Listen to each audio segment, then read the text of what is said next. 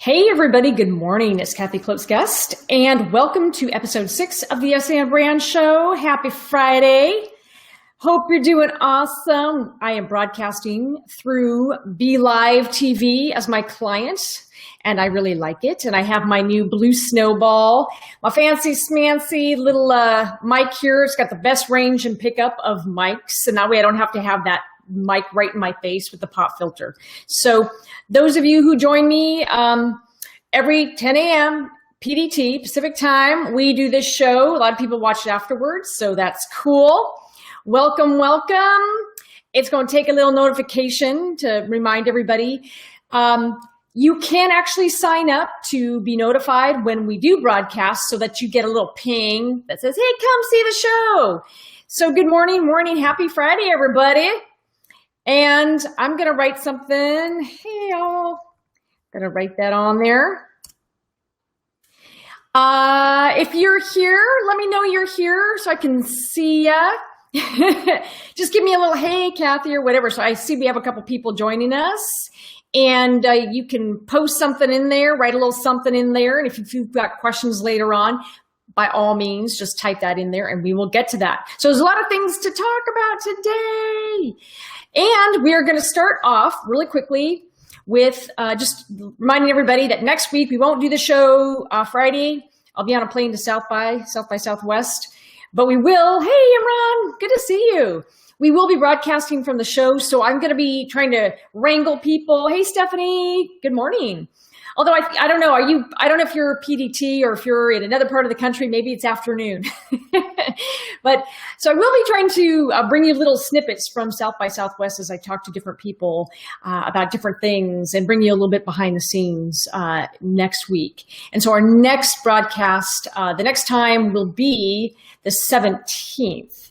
Not next Friday, but I will be back regular with the Yes and Brand Show on the 17th. It's great to see you, Imran. I'm so happy that you could make it. All right. So what I'm going to do is I want to start by just talking about just the boring busting awards. So in January, I put out a call. Mid-January, I asked everybody, hey, who are the brands? Nominate your favorite brand that you think is busting boring, getting rid of boring content. Who do you think it is? And I asked for suggestions. And so I had it out there for about 5 weeks. And here's what you said. So I'm going to name the winners. We had 211 people vote over a period of 5 weeks. So just over a couple hundred people. And there was some really interesting brands that were nominated. It was a lot of fragmentation, as you'd expect. A lot of onesie-twosie votes, things like that, but some really great brands. So here are the brands that you said were the least boring. So the winner, ready everybody? The winner for boring busting brand for 2016, IBM. And that's funny because a couple of years ago, I would not have agreed with that answer. But I have to say that, well, it got a minority vote because there was a lot of fragmentation, a lot of, there were probably about 4 dozen brands mentioned, some I'd never heard of. IBM got a good chunk of the votes. And I would not have agreed with this answer a couple of years ago, but I did agree with it this year because they've been doing some really innovative stuff. If you've been tracking what IBM's been doing, they've been talking a lot about Watson and what does it mean with data analytics and intelligence and how will intelligence make human lives better. They're doing a really good job of explaining that. And they hadn't done that in the last 5 years, but I'd say about a year ago, they really got their act together and started doing some really cool stuff. So IBM won. All right. Second, second brand that you guys voted for was T-Mobile. T-Mobile got a lot of votes, got a surprising number of votes. And I hadn't, again, a brand I would not have thought about, but you guys did. T-Mobile. The third was Wendy's. You guys voted for Wendy's. You thought Wendy's did a really great job of telling their story. And I thought that was really cool. Wendy's has been. If you follow Wendy's online and you follow a lot of their Twitter account, when they get asked about, is it real beef? They respond with a lot of humor. They're very fun, a little snarky, but it seems to be something that everybody likes because we don't see that from Wendy's. Wendy's has kind of turned the corner, I think. So those were the top 3 you voted for: IBM, T-Mobile, Wendy's. And honorable mentions, that got brands that got nominated a lot. Arby's. You guys are making me hungry, but you voted for food brands. Arby's, which was a good one, and I agree with that. Warby Parker, they're the glasses. Millennials, very popular with millennials. Warby Parker. GE does a lot of really cool stuff with their stuff nowadays. They are all about the future and what are they building and how is GE contributing to the future with their technology. And finally, Google. Google got an honorable mention, and I really agree with that. I think some of their ads are really great storytelling, great examples of storytelling lately. They, if you saw the Academy Awards, they had this really beautiful tie-in with the movie Lion, and they talked about how the protagonist, the main character in that movie Lion, who's played by Dev Patel, they showed the real life character, the real life person, I should say, and how he went and got reunited with his family. He was lost from his family in India as a 5-year-old, and he was raised by an Australian couple. And then as an adult man, he used Google Earth. He used Google Earth to go locate where he had come from in India and to go find his family. And I thought that was such a beautiful story and a beautiful tie-in with the movie. And so I thought that was a really great honorable mention. So there you have it. IBM, T-Mobile, and Wendy's were the winning brands. Honorable mention to Arby's, Warby Parker, GE, and Google. So that's what you voted for. Yay! So what do they win? They win a press release. They win me talking about it. I'll notify everybody, and we'll have to think of something to send them. Something fun. Now, I want to talk today about storytelling, and there's so much richness to it. So today I really want to stick with something kind of niche-y and really kind of narrow the focus of storytelling. What I want to talk about is something that I think you'll find really useful. And I wrote about it in Stop Boring Me. Yes, we got to talk about the book, Stop Boring Me. But I'm not the originator of the model. I've tweaked the model for my purposes. So there's something called the story spine. And the story spine was originally created by a gentleman in the Bay Area, where I'm from, by the name of Kenn Adams. Kenn Adams comes from theater, and he wrote a really beautiful book called The Art of Spontaneous Theater.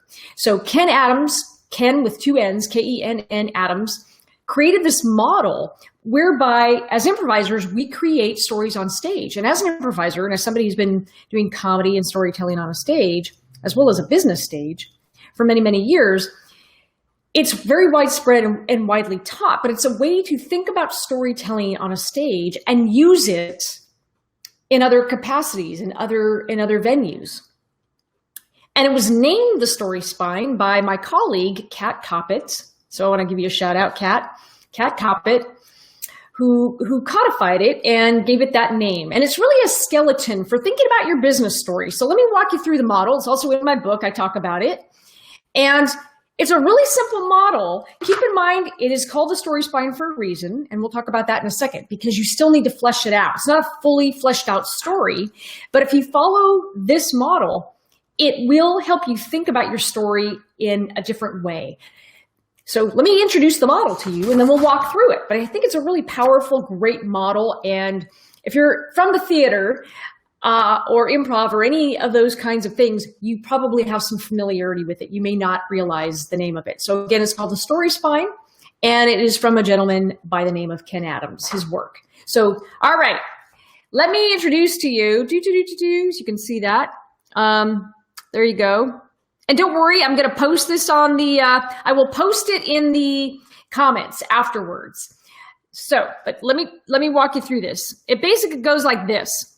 Once upon a time, every day, but one day, and because of that, until finally, and ever since that day. That's the model structure. And let me walk you through it. Let's take an example and let's do this together. But it's a really great way to start the process of your story. All right, so let's walk through. What does it mean? Well, once upon a time, it's great to start out a story that way. And, you know, when you're in business, you don't have to literally use these words. This is just a way to think about your story and then change the words. But it's how you get to the heart of your story. And Once Upon a Time is universal. It's how we think about fairy tales. It's the human brain is wired to think in once upon a time. So it's a very familiar model to the human brain. And every day there was something happened. Every day there was a norm. We're establishing status quo. But one day, and that but one day is very important because it signals disruption. Something has happened to break the status quo. There's a disruption and the norm stops working. It no longer works. So but is very important there. Because of that, something happens. Now, because of that, this other thing happens. You have cause and effect. And cause and effect advances plot in a story. It's very important. We see where the story is moving. It's a very important device, storytelling device. Until finally, oh my gosh, resolution. And ever since that day, there's something new in that world. There's a new normal. There's a new normal in that person's world. So it walks you through an entire plot arc. Every great story has a narrative arc. And it's very important that it's clear and that your audience understands the narrative arc. And what the story spine is really good at is helping you think through all the pieces that have to be in a narrative arc.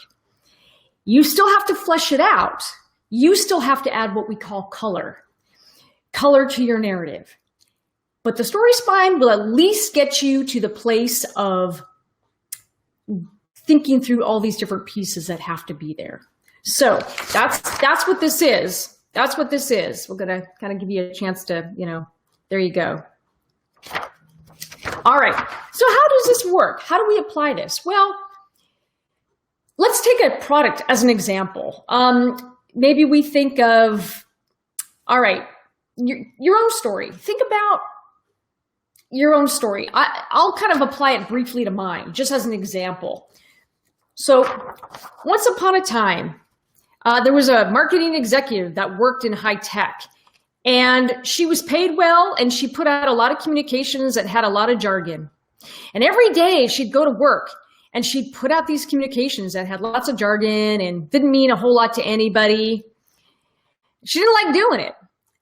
But one day, she had a conversation with not only a couple of clients, but she had a conversation with her boss. And the clients told her something she already suspected, which was that they didn't care about all the jargon. They weren't interested in it. It didn't mean anything to them. And she was really, had already been frustrated. She had an inkling that this was not right.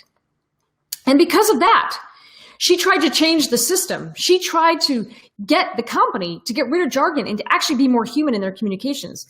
And because of that, she bumped into a lot of roadblocks until finally one day she said, that's it. There's a better way to market. I'm going to leave and I'm going to start a new company that talks to people like they're people and restores trust and gets rid of jargon. And ever since that day, she's been helping clients tell their stories in a really human fashion and come up with really human ideas that make those businesses better. And the moral of the story is to follow your gut when it's telling you to do something different. And that person was me. That's basically the heart and soul of my story with a lot more color to it. But you get the flow. You get the flow. You see how it works. Walk yourself through that model. Go flesh it out. You're still going to have to add some color to it. You're still going to have to flesh it out. But that story spine, that skeleton will give you the basic structure. It will give you the skeleton to have a really solid story. You have to have the person. You have to have that character. Once upon a time, they did this. And they did it every day. There was a norm established. There was a norm. But then one day, shit broke. Shit broke. The status quo is disrupted. And that's very powerful because that means a problem. And that problem motivates the character to solve that problem. They can no longer live with the status quo. It just doesn't work anymore. And because of that, they went on an exploration and started doing some soul searching and started figuring out a solution. And then because of that, they were forced to come up with a solution until finally, resolution. And ever since that day, we have a new normal. Here's the new status quo that tells you how their life has changed because of the solution, how that status quo has changed. So that's really it in a nutshell. It's a very simple model. Again, it's called the story spine. And it was created originally by Kenn Adams, a gentleman who wrote a really fabulous book called The Art of Spontaneous Theater. And I'm a big fan of his work. And it's a great way to think about just, does my story have the basics? Does it have all the basics?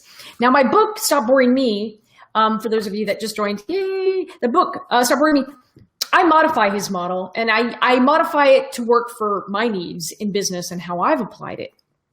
But it's a very robust model. It's a really wonderful model. You still have to apply what we call color. You still have to flesh it out and give details. Stories, great stories, need details. They need a lot of flesh, but it's called the story spine because it gives you that narrative skeleton. If you don't have these pieces in your story, you're missing something. If you don't have the status quo, if you don't have the consequences, the cause and effect, the plot, because of this, that happened. We want to see movement. We want to see change. How did somebody's world change? We want to see all those pieces. So I really encourage you to think about it that way. So it's a very simple model, but it's elegant. And I like it. And I think when people ask me, Kathy, where do I start thinking about my story? Well, I think that's a great place to start. It's easy. It is very rich. It's something that you can do and expand. And it's something that I think helps you think through every part of that map, that story map, until you can flesh it out on your own. Now, we all know that in business, you're probably not walking around doing once upon a time storytelling to executives. You might be. And you can change the words. Once you get your story down, you can change the words. However, the tone of it and how it makes you think through a story is all part of how human beings are wired. And I think it's very smart. And it's also how we as improvisers start to build stories on a stage. And it's funny because for many years, as an improviser, I sort of knew this, but I didn't have a language for it. And I think really, honestly, that's the truth of it, is that we're telling the story of change and disruption and new normals. And that's really why a great improv show is so captivating. When you go watch a 30-minute improvised play, that's why it draws you in, because we're telling a story of humans and human change. And that's really what we're after here. So that's sort of the makings of a great story. And that's what I really wanted to share. I don't want to overload you. It's a great model. Again, it is called the story spine. And first created by Kenn Adams, and his book is The Art of Spontaneous Theater. It's a wonderful book. My book, and how I apply it, is Stop Boring Me. And I sort of, again, modify some things for my needs.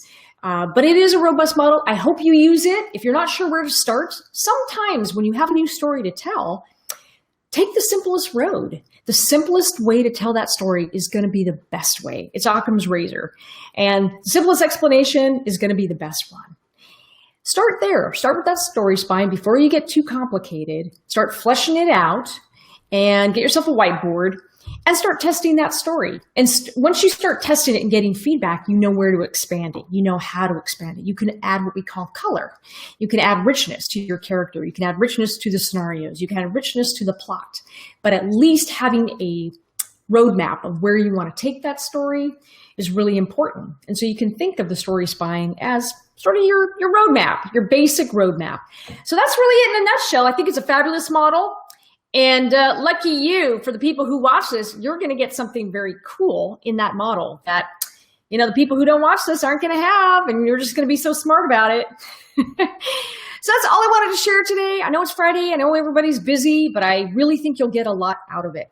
Now, for folks that are sticking around, let me know, because I'm broadcasting through Be Live and not Facebook directly, the only way I can see a comment, if you have a comment or a question, is to write in a little comment for me. If you can type that in, I'll see what you got and I can answer any further questions. You're welcome, Stephanie. You're welcome. I hope that's helpful.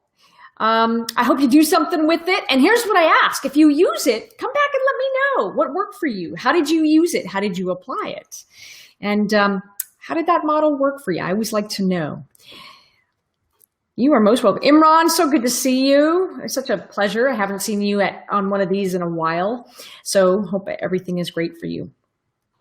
Go ahead and ask me questions, everybody. And you don't have to do it now, but if you have questions, just go ahead and ask those questions in the window, and I can always go back and answer them later. So that's it for the Yes and Brand Show. We're going to miss next week. Again, I'm going to bring you behind the scenes, cool stuff, I hope, from South by Southwest. That's the plan. That's the goal. There's a lot of chaos going on, a lot of cool parties. I'm doing a workshop out there. I'm doing an Idea Orgasms workshop. So I'm going to be helping brands flesh out ideas for content. And we're going to be using a lot of the principles in my book. So I'm very excited about that. And then we're back here on the 17th.